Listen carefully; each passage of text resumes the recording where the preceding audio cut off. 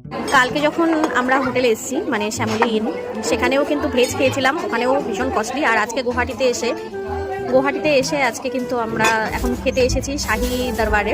এটা কিন্তু ফ্যান্সি বাজারে, এখানেও 250 টাকার নিচে কোনো খাবার নেই, মানে এত কস্টলি। আর হোটেলটা মানে দেখার মতন। আমি ভেতরে এসে এখন আমি বেরোতেও পারছি না।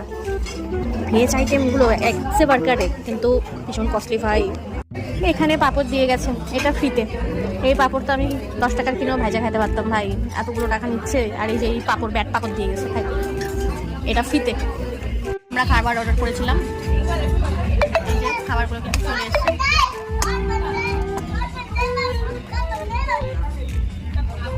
একটা জিনিস দেখাই, এত টাকা বাস চলে যাওয়ার পরে দেখি লঙ্কার পিছনে কাঠি গুঁজেছে। আর এই যে খেতে বসছে, আর আমার তো সত্যি কথা খাবারের দিকে তাকা থাকতে ইচ্ছা করতেছে, খাইতে ইচ্ছা করতেছে না। কি গো, বড়লোকি হোটেলে খাইতে কেমন লাগতেছে? তা তো হবেই, টাকাটা দেখতে লাগবে না?